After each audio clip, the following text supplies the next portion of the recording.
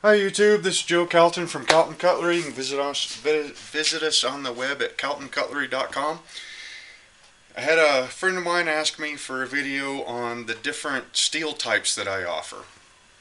Um, I just did a video yesterday on the steel type not being as important as the relationship between the guy that's making the knife and that steel type. Basically, there's a huge difference between a guy that works the same amount of steel all the time, or the same type of steel all the time, and a guy that has a customer order a knife in a particular steel, and so he just goes by the book heat treatment and calls it good. A classic example of something like that would be the Hitachi white steel. I've never used Hitachi white steel, but a friend of mine, Murray Carter, the guy has made, I think the last time I heard, he was at 20 or 30,000 knives that he has made personally out of Hitachi white steel, forged, ground, heat treated, and finished out, tested, whatever. I don't think there's a whole lot about Hitachi white steel that Murray doesn't know, versus a guy that has a customer call him up, say, hey, can you make me a knife out of Hitachi white steel? And that guy goes, well, sure, I need the order. So he orders up some Hitachi white steel from somebody or other, says, okay, well, I'll just bring it up to non-magnetic and quench it in vegetable oil. And, those two knives are going to have totally different potentials just based on the relationship that each one of those smiths has with that particular steel. So I only offer knives in 440C stainless, 1095 high carbon, 5160, 52100, and pretty soon I think I'm going to start offering Damascus made out of 1095 and 15N20. And very rarely I will make what I call a memory knife, which the purpose of memory knives isn't so much a high performance cutting tool as it is the memory that goes along with it. So let's say a really good friend calls me up and says, hey, my grandfather just passed away and I've got his old lawnmower. Can you make me a knife out of the blade that came out of that lawnmower? And that way every time I use that knife I'll think about him. And it's a knife whose purpose is the memories that you get when you use it, not so much the level of performance that you get out of it. So anyway, with those range of steels that I offer, the friend wanted to know why he would pick 440C stainless over 1095 high carbon. So that's what this video is about. And since we're on 1095 versus 440C, we'll just go over that. The biggest reason to choose 440C over 1095 would be the stain resistance. So for the longest time, I didn't make any knives out of stainless steel. Where I live here in Wyoming, our climate is really dry. And so you've got to work pretty hard to get anything to actually rust. I mean, we're talking more than, surface rust.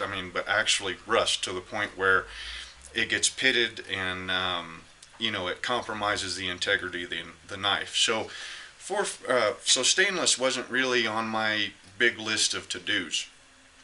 But I had I sell knives all over the world, and a lot of people live in much more humid climates than I do, or they have somebody that in their household who will take their kitchen knives and throw them through the dishwasher, which that fine knives never go in the dishwasher, or throw them in a sink full of soapy water to soak before they clean them. Huge bad idea. First of all, that water can cause the wood to swell a lot more than what it would normally.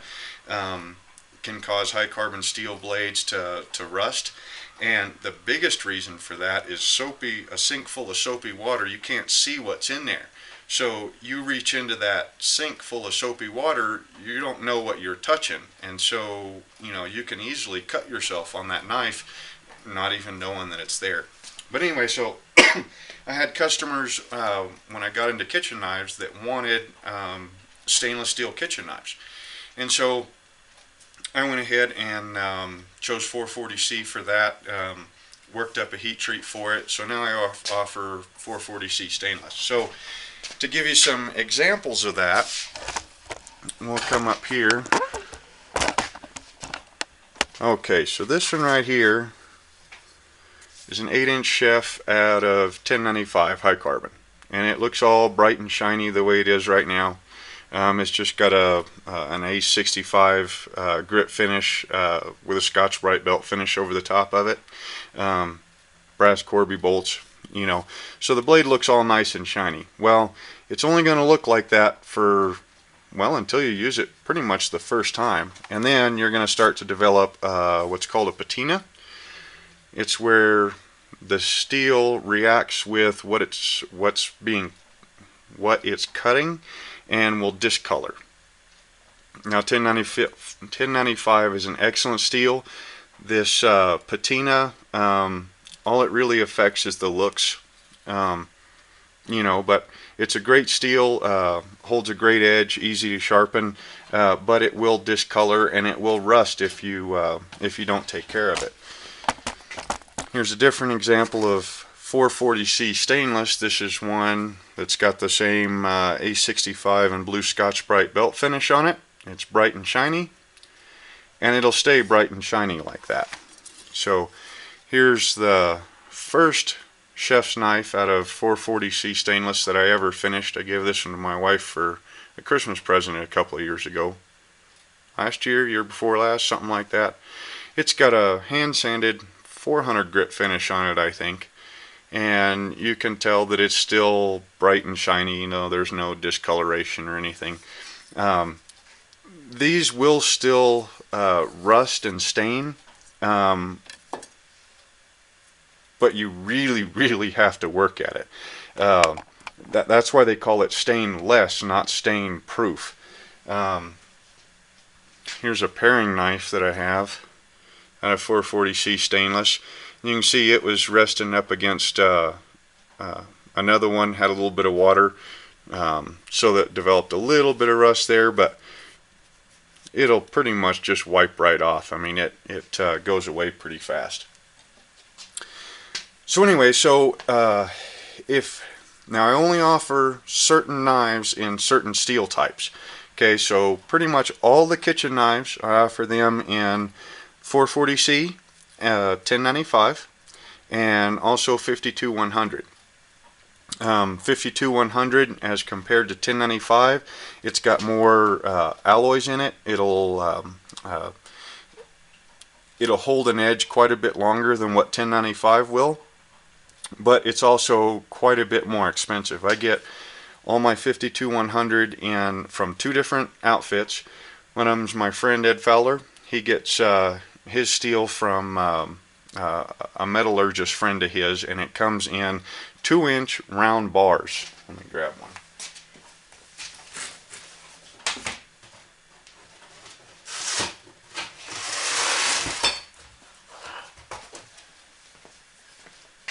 There, a 2-inch round bar of steel. Not sure what the marking on that means, but so this steel, all of my 52100 is forged, and it takes quite a bit of time to forge a 2-inch round bar at low forging temperatures into blade stock, and then from there into a knife. So my 52100 is quite a bit more expensive than my 1095, just because of the amount of time that it takes me to make the knife. The 1095, I ordered it in flat stock, in 4x8 sheets, I think. Cut it down into strips and then make the knives from those. So there's quite a bit less time involved in a knife from 1095 than there is in 52100.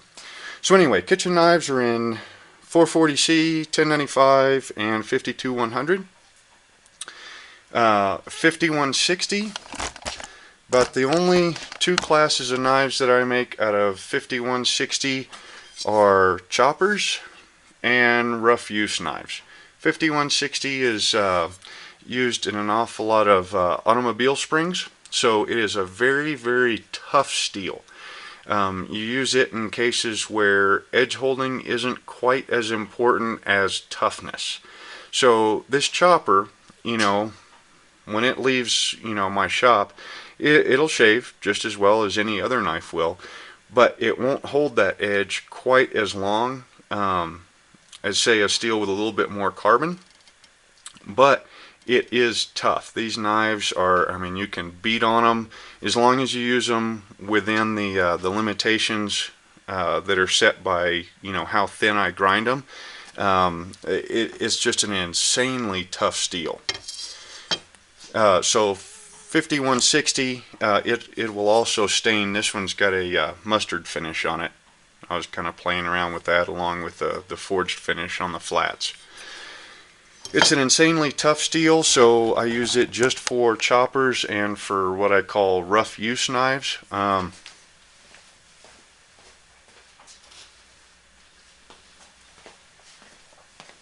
We're talking hard use knives like this one right here.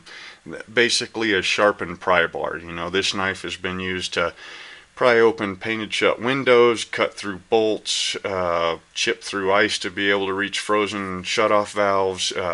You know, you name it, this knife has done it. I mean, it's been there and back again.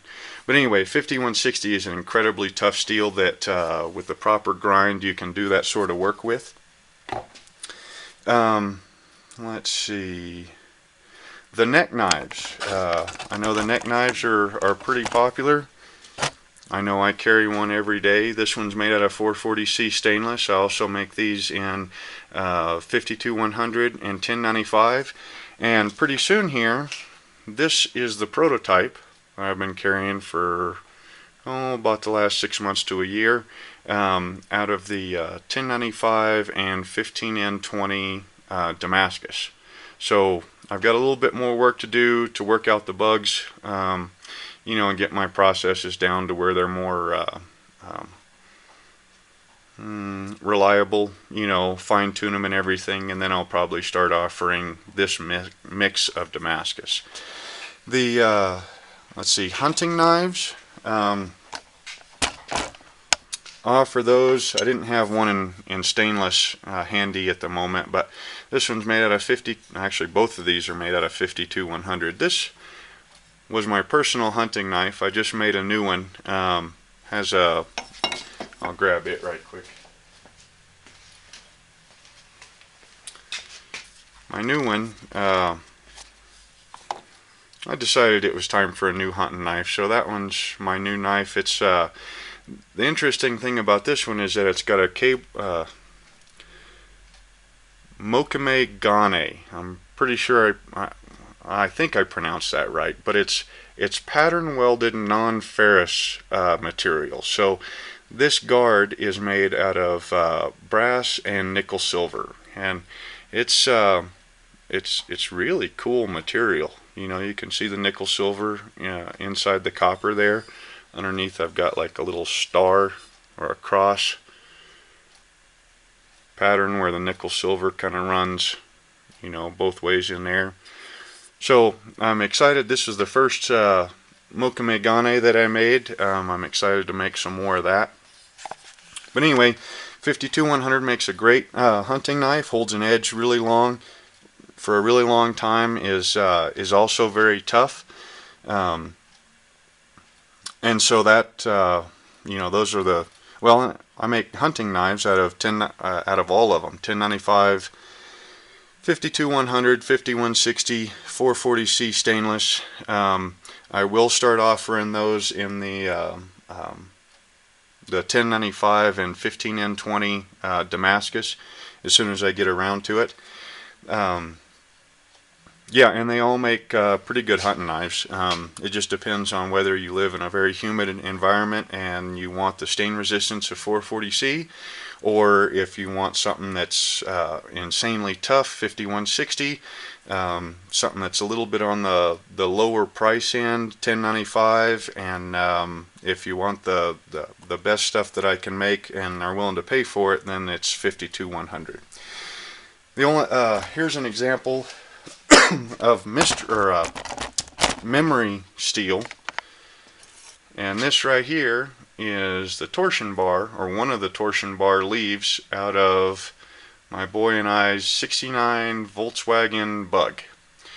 These torsion bars weren't providing enough lift to the front end anymore, and so we pulled them out. We got there's 10 of these bars in each tube of the front beam, so I pulled out 20 of these leaves, and so, you know, Volkswagen guys are kind of like Jeep guys, you know, only worse. So you get into Jeeps, you know, and it's everything Jeep.